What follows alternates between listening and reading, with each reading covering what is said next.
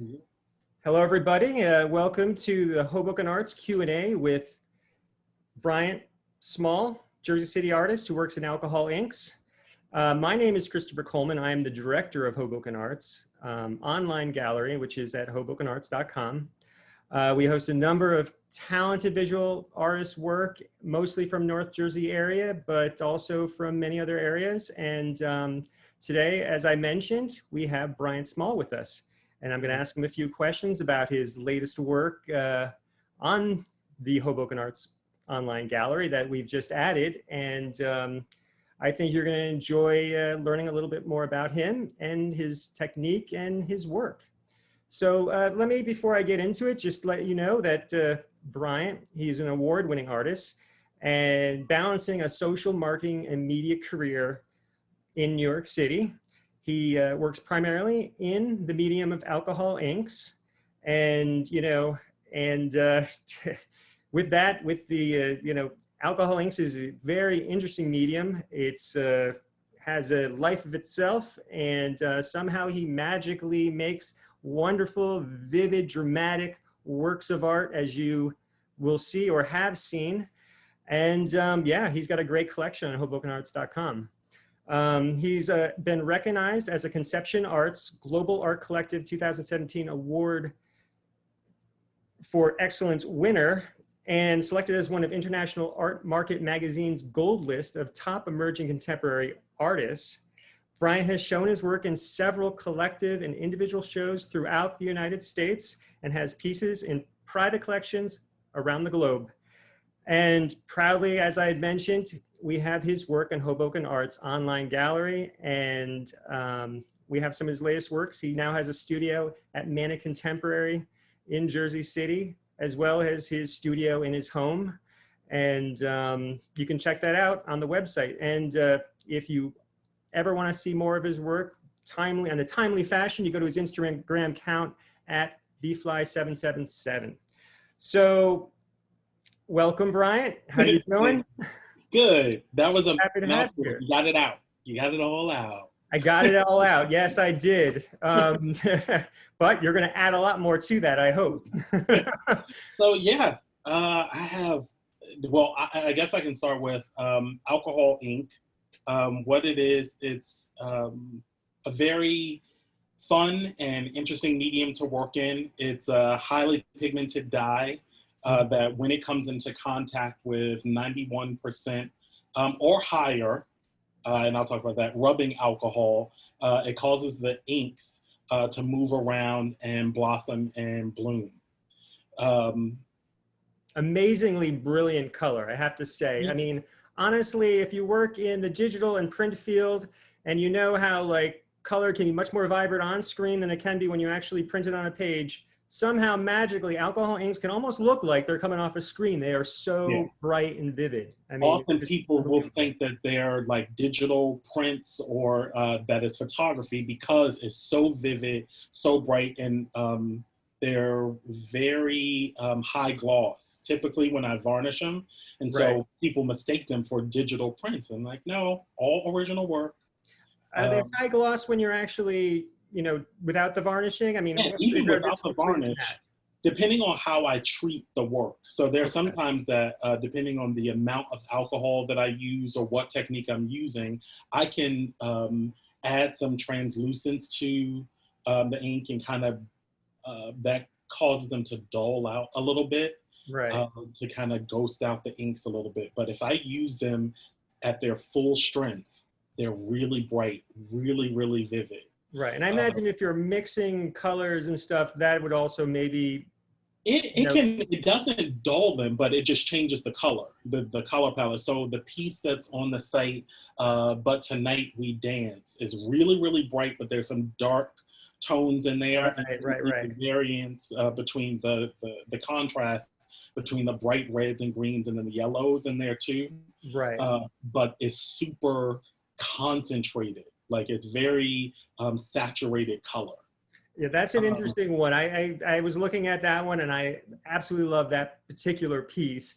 And It is. It does have that really rich darkness, but then the rich brightness at the same time. So it is interesting when you say that. Like, it doesn't actually dull in the color, making it darker. That would probably, you know, I guess that'd be mixing certain colors together, maybe to get brown and grays. Yeah, But I mean, you know, it's somehow it does remain bright. You know, yeah. it's fascinating. My goal is always to never get the color that I call depression brown. Depression. Because it's easy to get darker tones just by naturally blending the colors. At some point, you're going to get blacks and browns. It's Right. very rare that I use brown or black inks. Even though the piece behind me is dark, I Right. purposely wanted to do a dark painting to create this this contrast with the light. This piece behind me um, um, is light, draws light, Mm-hmm. because I wanted to show how light kind of draws itself to light. But Now you're and saying that you so don't that ordinarily use the brown and the black ink, though. You're I saying, try not to, because I can make brown and black just by like blending the inks together. They'll right? the Right. darkness always finds each other, and light finds light. That's how it works. Um, Speaking of the palettes that you have at your disposal when you're dealing with alcohol inks, I mean, could you have to work with a limited palette of, like, you know, yeah, a basic palette, or do they offer colors across the board of, you it's know? a wide variety of colors. There are multiple brands of alcohol ink. I mean, I primarily use one brand typically. I mean, I've used multiple brands over time, Right. but I typically use one brand almost exclusively, like 95% of There's the probably time. a subtle variation in the brands, correct? Yeah, there are variations in like the thickness of the inks, Mm-hmm. the color palette, well, the color variety from the brands that I use has, I think, about 80 different shades. And Oh. then I can lighten and darken them based Oh, on the amount of alcohol content that I put along with them. right. So I can, you know, vary the tone of it or the strength of the color.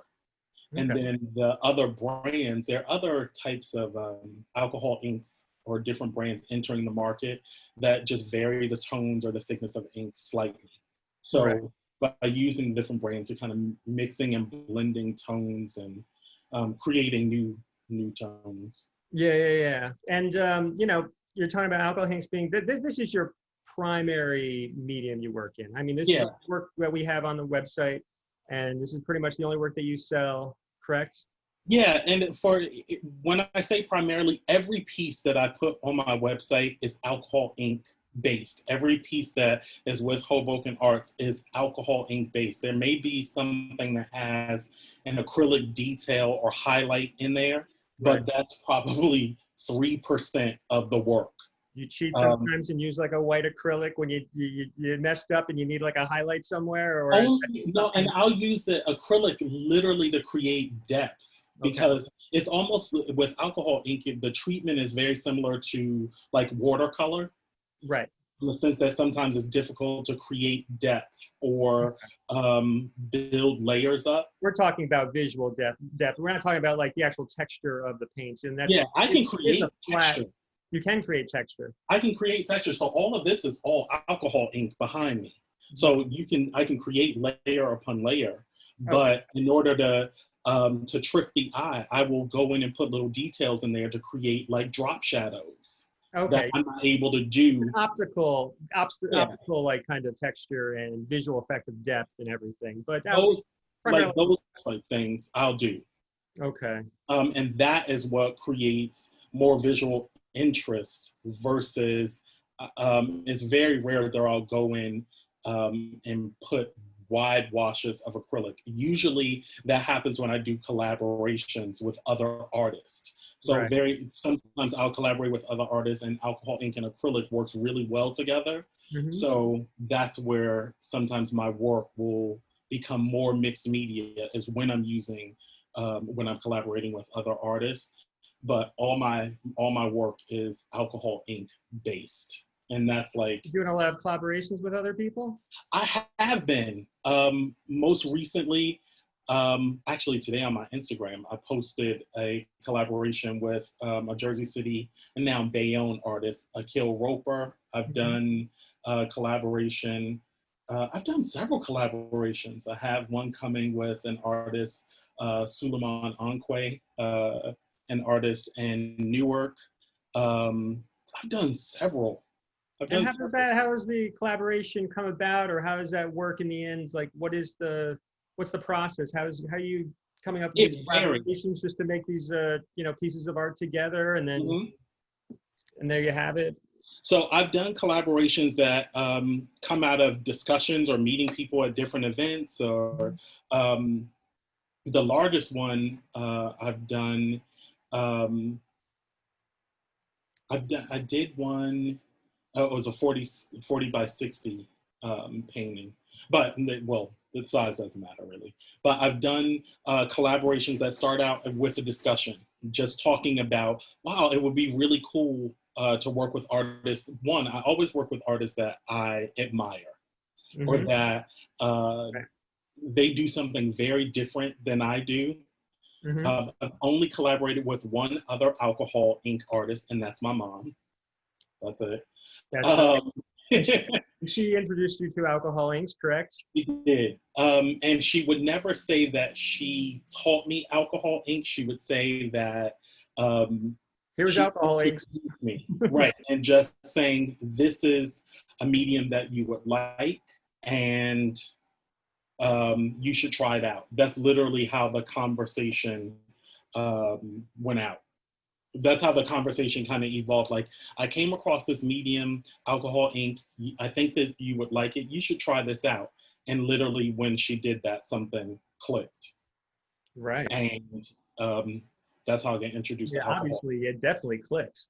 That's And it just key. felt right, because previously I did do some painting in acrylics, doing abstract pieces, and in college I took a painting course and did some still life, and it was more of like a hobby then. Mhm. If I needed something for an apartment, or a friend needed something just for a wall randomly, I would paint something. I wasn't inspired. It was just like a task that needed to be completed. So I would paint something, and that would be it.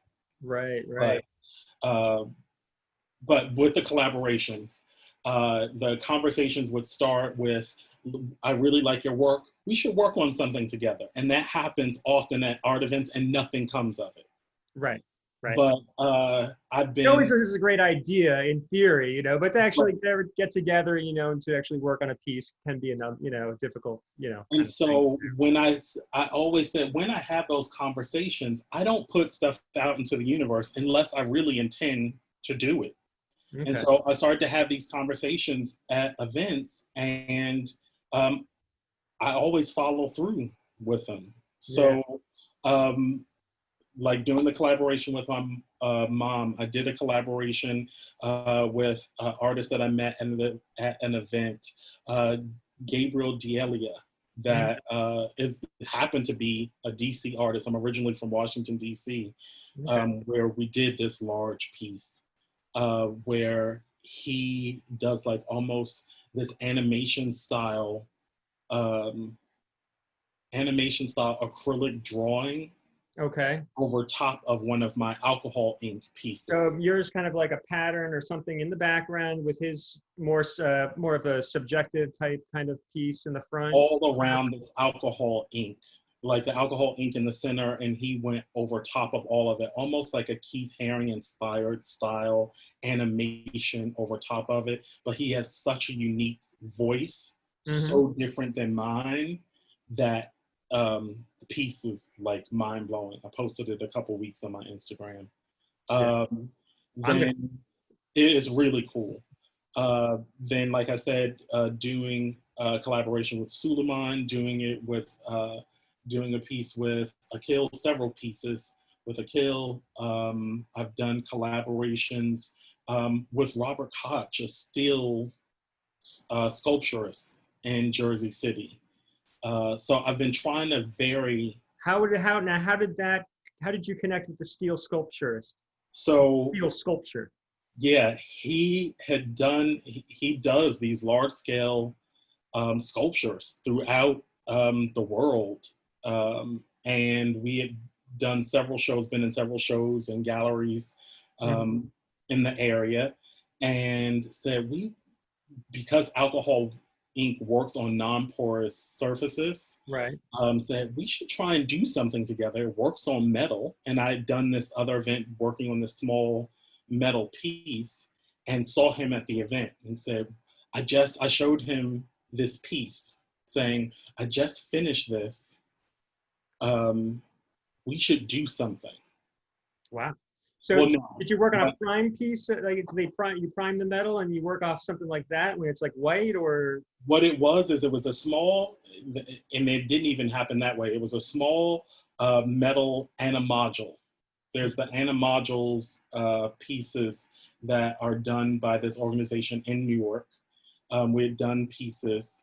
I showed it to Kristen DeAngelis with 107 Bowers Gallery, and she's now the Deputy Director of Art Fair 14C.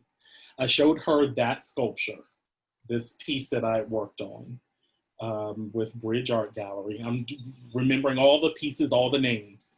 I'd done this piece in conjunction with Bridge Art Gallery for the Animodules group, showed it to Kristen DeAngelis.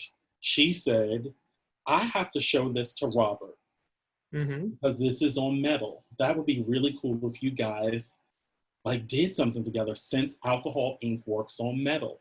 Right. I'm like, that would be really cool. Like a couple days later, I see Robert at this other event. I'm like, oh my gosh. He said, oh, Kristen sent me this sculpture that you did. And I said, we should really do something. He was like, absolutely, drop by and we can figure it out. I dropped by and he shows me this metal, this huge, like 3-foot tower steel that was over like 100 pounds. Wow.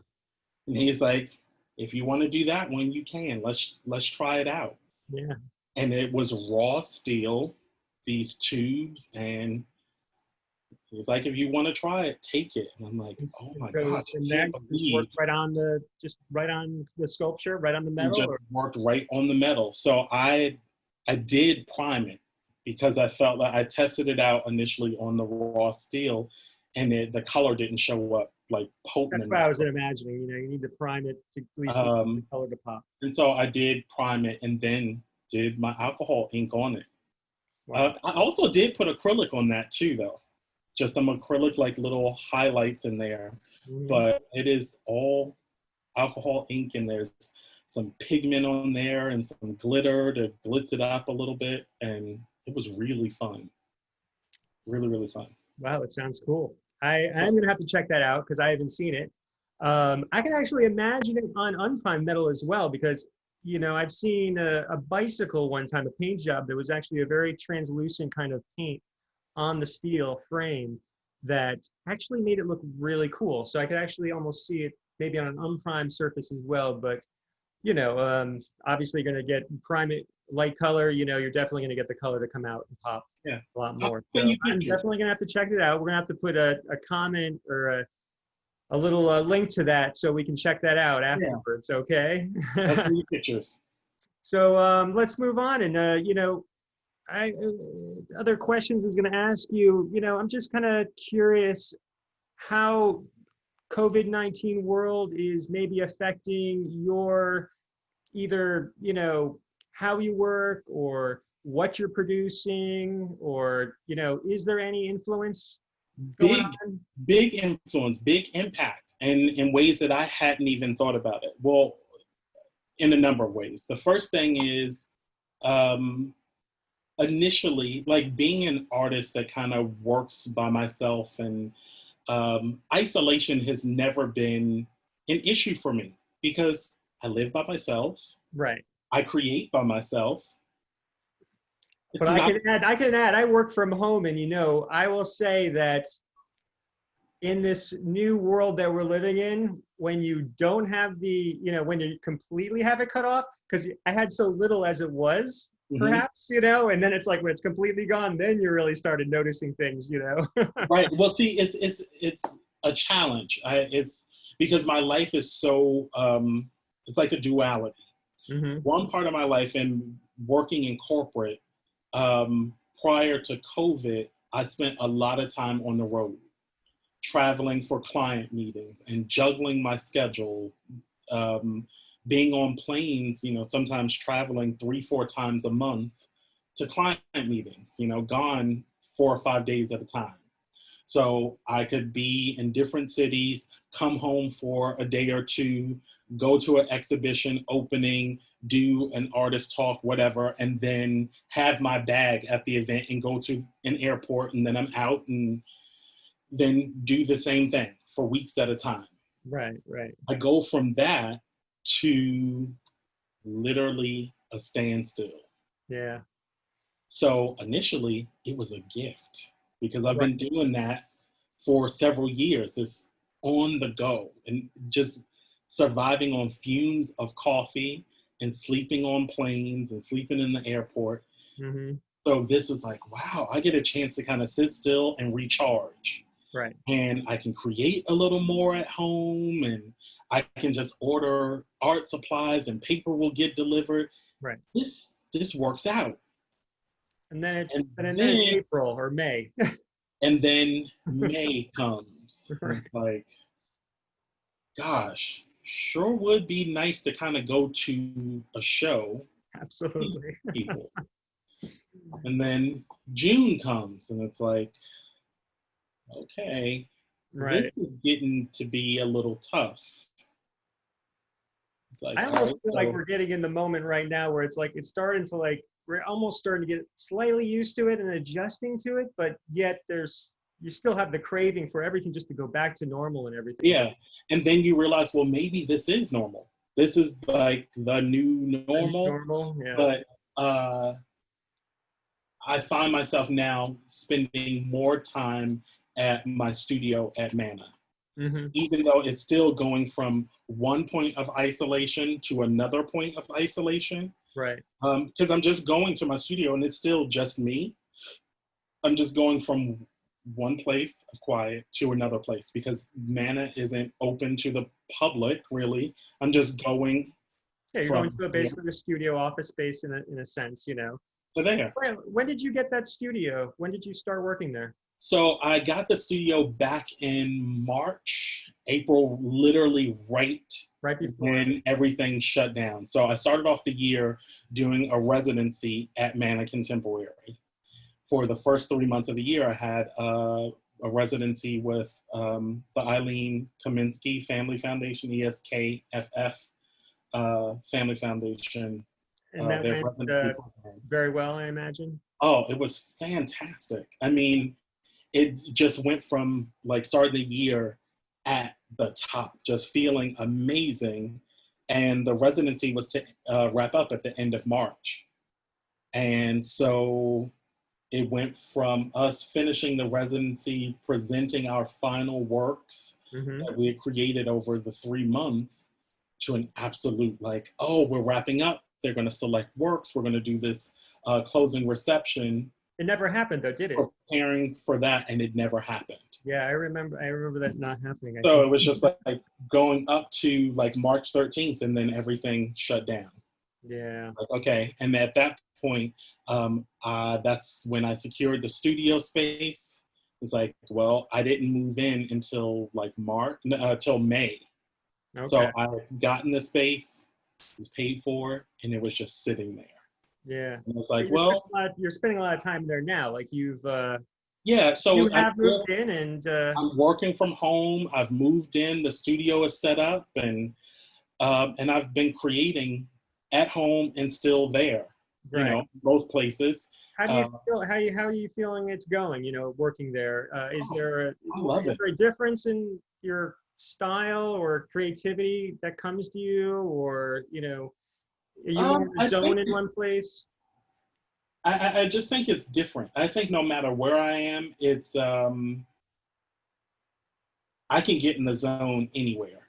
Right. Like when it comes to my art, I tend to create large pieces at my studio at Mana. My larger pieces, like the piece. I can imagine that's definitely what it's for. It's just a little wider space than what I create at home. So my larger pieces get created there, but I still paint every day at home, either way. So going to the pieces we have on the website, probably Yeah. most of these are probably produced at home. These are smaller pieces. Most of those. Most of them are 11 by 14 or 24 by 30, 23 by 35. yeah, and you present those. Those come matted. You even often do a double mat, and you have them framed. Yep. They ship for free on the website with the price there. It's all included. Yep. The pieces you are doing in the studio, how are those presented? Are those in a frame? No, right? Or So no, not the large pieces like these. Typically, when I'm showing them with galleries or online galleries, larger pieces like these, clients tend to prefer them not framed because they're going in such large frames, and the way that they want them in their homes are so custom. right? Because they're such large pieces. You are you still working on the UPO paper? Yeah, all of this is actually UPO paper. So when it comes in, this isn't. This is right, actually just with thumbtacks and paper clips right now. Oh, is that how you're selling them? Just the no, paper? usually when I show these in galleries, they're mounted with magnets and metal plates. Huh. So that you're able to see them. In my studio at Mana, I do have a large frame mounted to the wall so that you can see what they look like framed. Okay. And it's almost like a display case where I'm able to swap them out so that you can see what different pieces look like. How about mounting them on wood frames or box frames? What do you call those? You could, and is that something that can be done with the paper, like could, mounted and then maybe varnished? You could mount them and pour resin on them. Or resin, exactly. You could. The challenge with that is really just storing them. Once I do that, I don't know what I'm going to do with this 40. Got a lot of work too. You've got a lot of work. Yeah. You are. So the way that I show them in my studio, I have racks that all of them are hanging so that you're able to kind of go through them. Like, I always say, like when you go to like a Home Goods or Marshalls, they have those big rug racks. Yep. I have racks in my studio that you're able to go through the paintings that way. Right. But in theory, you could mount it to wood and pour resin on them. You could really get them framed. There's nothing keeping you from mounting them and getting them custom framed. Mm-hmm. And there are framers that could do them at, not too expensive pricing, or even online. There are places that you're able to get a custom frame built and sent to you, and you can put it in and get it mounted. When you have them framed, are they behind glass or acrylic, or is that something that you prefer to have them behind that, or to protect it? For something in a large size, like a 48 by 60, typically they're going to put them behind plexi, like a thin plexi, a UV plexi. Okay. That reduces the glare. When I ship them out, will be behind glass. I always suggest that you upgrade your glass to museum glass. Okay. Because the museum glass, it is expensive. It can be expensive, but you upgrade to museum glass is going to reduce the glare, but it's also going to give you another layer of protection. All my paintings, I varnish and do layers of UV varnish as well. So it's the basic. That protects the color as well, right? From fading or things like that. Yeah. And of course, you should never have them in direct sunlight. Any art you don't want to put in direct sunlight, because over time, it will deteriorate that piece. But always do UV and several layers of varnish. Okay. Why don't we go to the website right here and actually just take a look at a couple of your pieces and just, maybe you can just say a few words about them. Sure. All right, so we're now on the HobokenArts Online Gallery, and we scroll to, actually, I just wanted to go to, where are you? Here we go. There we go. And so right now we have 10 new pieces from you, but actually let's start with one of the pieces that's not new, that is just a phenomenal piece that is a fairly recent piece, but it's been up there a little while. But tonight we We do. dance. Yeah. This piece right here, this thing is just absolutely beautiful. It to me, I mean, it's like flickering of flames, and just evokes this like there's a lot of life to it, and the colors It's beautiful. one They're of my brilliant. favorites. It's Um, one of my favorite pieces because there are several ways to manipulate or manipulate alcohol ink. In this particular case, this is alcohol ink working organically. There's really no manipulation happening in this particular piece. This is laying down the inks and letting them kind of morph and move in the most organic ways possible. right. Um, and it really comes down to me understanding the way that the inks will move and placing them in the right spaces so that they play well together. I Really. was just going to ask you that. I'm like, how do you even, you're telling me that they're going to do all these things on their own and stuff, but obviously you must have some knowledge base of exactly how you expect the inks to kind of like flow, and Yeah, how I they're mean, going to over kind of time, I work. have a certain understanding. It's not an exact science, but with working with alcohol inks over the years, I've come to get a better understanding um, or like a percentage of likelihood that they're going to do certain things. It Mhm. doesn't always work that way. Right. I always say it's a dance, and sometimes I get to lead, and other times the inks get to lead.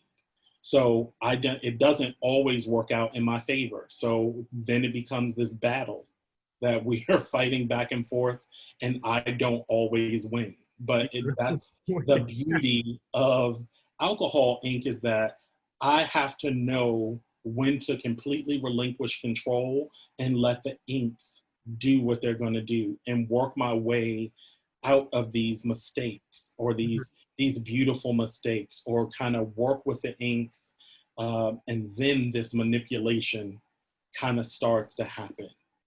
So with this piece being organic, you kind of see these shapes that kind of start to form in the way that the inks start to blend and work with one another. And that's what I love about the piece. You're able to see the contrast, the lights and darks, and the way that the inks create these like little spots and spaces for themselves. Hmm. And they're kind of magical in that way. Right. It's interesting your title, but tonight we dance. It's almost as if you titled this in regards to your experience working with alcohol inks. Like we were Yeah, just kind of saying there. It's like the way it's you and your relationship with the medium. that's Um, it, but that's how I kind of think about it. I also name the paintings after they're done. I don't have a name in mind when I'm creating. mhm. The name always comes at the end of it, and the names are often based on conversations that I'm having. It may be music that I'm listening to, or it might be something that I see in the painting. Right. I I would always expect that it would probably be something you'd see in the painting, but it's interesting. You're talking about conversation. You're talking about conversations, not with yourself, but with other Yeah, people it could out. be. I'm often creating on FaceTime. My mom and I paint together when she's based in DC and Right. split her time between DC and New Jersey. So we paint often on FaceTime. And so Amazing. we're talking and painting at the same time. And Wow. so it could be a conversation that we're having. And when I'm done with the piece, or I'm varnishing or anything, I remember what we're talking about and like, oh, that's the name of the painting. So very often people can kind of figure out what's happening in my life Right. based around the title of the paintings. But this particular piece, I actually see a conversation at a party, is what I see in the painting. But Okay. I'm never going to name a piece conversation at a party. It's It's because interesting. You that's see what I see. conversation at a party. I see figures. I mean, I honestly like am seeing like ghost-like figures. Um, that's what's coming to me. You know, it's Yeah, it's just like if I saw a tree in the painting, I'm not going to name the painting the tree of life. I'm just not, my brain doesn't, I don't want to tell people what to see. and your work is not about you're not it's not subjective work, you know, this is abstract non-objective work that just, you know, obviously you might see something in it, um you know, but you're not going making a tree, you're not making figures Right. in there, you're not, this is not the way you approach your art. No, not at all. Not at all, right? If it just so happens that I specifically see something in there, I see a face, I see a body, whatever it is rare that I'm going to go and do anything to enhance it. Okay. I will leave it as I see it. And if you happen to see it the way that I see it, that's great. But if you don't, that's also great. I want you to be able to tell the story and see it the way I that you imagine anybody that sees your work is going to have their own experience with it and exactly. see their own, have a, you know, their own relationship with it, in fact. But that's That's also kind the of work. reason why I don't do prints of my work, because I want everyone to have their own unique experience with the work. And Right. that experience and that exchange really is unique to you, so that no one else in the world No has one's that going to have that one, and relationship no one with can the have work. that same experience unless they, Right. they're both That's looking at it on the website. You know, oh, maybe I'll buy this one. Maybe I'll buy this one. And yeah. And but the thing is once it's gone, it's gone. That experience that you had, that moment that you had with that artwork, it is forever gone if you don't take advantage of it. So right. if something touches you, I want you to know at that moment, this is your chance to capture that experience.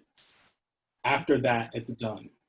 So What's once I the? create the piece, it's gone. I've released it, It's and gone. whatever you get from it is your unique relationship to the work. Now that's a very interesting. That's a great approach because I often talk to people that don't want to, you know, sell their work because they fall in love with it themselves as artists, you know, and you know, this is just what it's about. You know, you produce art for others, you know, in a certain sense, if you're going to sell it. And Don't get me wrong. There are pieces that I have fallen in love with yeah, that won't the rest of the world won't see. There are 3 pieces that I have at home that I can't disconnect from. right, Those are my, but that's because they are pieces that speak to me. It's not that they are um, more dynamic, more amazing than anything I've ever created.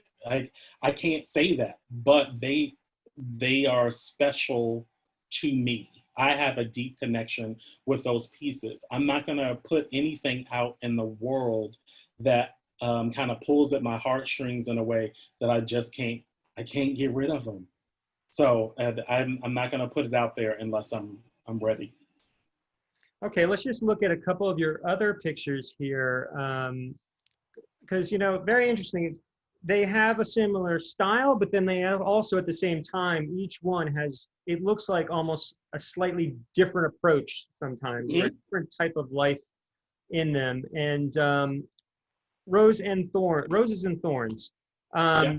This one, for instance, you know, I look at this and you know, the title is, you know, interestingly enough, you have the title Roses and Thorns, and you do kind of it in a way, I will have to say, steers me into wanting to think that I see roses and thorns. Right. So if it wasn't titled Roses and Thorns, I might be, you know, I don't know, you know, tree branches. I'm, you know, Right. going through, you know, a lot of, you know, in the middle of the night in a field or something, and there's a figure kind of peeking through. And, but, you know, Roses and Thorns, it's interesting how that has an effect just by titling it.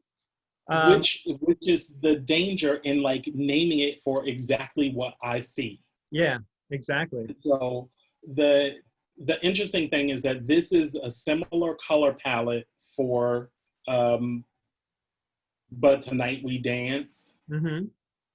but the treatment to this is completely different in that this is all about manipulation, and this is really what I've been focusing on in the last, say, 6 to 8 months, is been all about true manipulation of the inks and trying to master the inks and gain more control over the inks Okay. versus letting the inks do what they want to do. So Mhm. that's the difference in these particular pieces that have come to Hoboken Arts for this particular collection of works. So if you look at the earlier dated things versus the newer pieces that are up here, it's all about pushing and pulling the inks and manipulating them to do what I want them to do. So Right. these are less organic and more about pushing the inks. I have to imagine every time you are producing a new piece of art, you are, you are learning something new. It's like I've heard like people that cook, like that bake bread, it seems like they could just be doing, baking, one loaf after another. And it's like every time they do it, you're learning something new. And I look at your work and I know you've got to be like, you're probably learning something every single time you do a piece. Every time. Well, it's also because even if I use the same and using the same food like analogy, every time I'm using the same ingredients, it turns out differently, Right. no matter what I do. So I'm not able to recreate a piece. So even if I put the same amount of ink in the same place, um, every single time something changes And it does have because a little bit of life of itself, right? yeah, like no matter how much, like the amount of humidity that's in the room, a slight tilt of the paper, if the Another paper is analogy with bread, slightly to the humidity. left or right, like no matter what, everything makes an effect. So it's just, I can get clothes that are similar in the style, but not exactly alike. Yeah, yeah. Okay, so we're running out of time right now, and we're gonna have to kind Yep, of wrap this up. And we're still on the shared screen here, or no? Back to me. no, yep, back to you. We're back to me. Uh, it did that on its own. That's why I had to ask you. I wasn't quite sure. It did a little bit of a, and well, this is Zoom, and Zoom, it's a hot day, and there's a lot of people using it these days. So who knows what's going on and how they're affected by this. This is such a great interview, then or Q&A. This is probably using up a lot of bandwidth. Probably. So again, Bryant, your work is astounding, and it was a real pleasure to have you with me and to kind of go through your work and your style and your technique. And I've learned a lot. I thought I knew your work. I mean, I knew you, and and it's like, just like you're learning alcohol inks every time you do a new piece, I learn a little bit about you and what you're doing, and it's always exciting. Yeah, it's been great. So the big thing is that people go to Hoboken Arts and buy some stuff. Yeah. I'll be adding new work as time goes on. Check out my website, bfly777.com. I'm on Instagram, bfly777 is my handle. On Twitter, on Facebook, everything is bfly777, 3 sevens. It's good Yeah, branding. I'm always working on new stuff and creating and trying to push myself to do fun and exciting things and just continue to master alcohol ink and play in color and glitter and sparkle and all that stuff. And yeah, thanks for having me. This has been Yeah, great. this was a pleasure. And I know, your work looks amazing, and it looks amazing framed. I've seen it in person. Obviously, the website does not do it justice. Um, you know, and your work is the kind of work that just really brightens a room. I mean, your work is it's just a standout. And even Thank though you. you're always learning, every time you do, another piece with alcohol inks, you are a master of the medium, I would have to say. Thank you. Maybe Thank you. your mom would say, I don't know, I might know a little more than him, but that's anyway. I'm gonna get myself in trouble in 1 second. But anyway, your work is amazing, and I'm very happy that you're on the site. And the works that he has, that Bryant, you have on Hoboken Arts. They're exclusively on our site. So if you do see the work, you know, purchase it. Look it up. It's a unique experience. It's just for You you. get most of the money anyway. So yeah, you know, don't have to worry about that. All right, guys. Anyway, thank you for tuning in. I hope you enjoyed this Q&A with Bryant Small.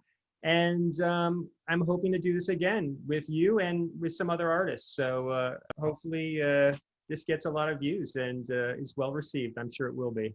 And I know, I know you already. So anyway, have a great night. We'll talk to you later. Thank you too. Talk to you soon. Bye-bye. Goodbye, everybody.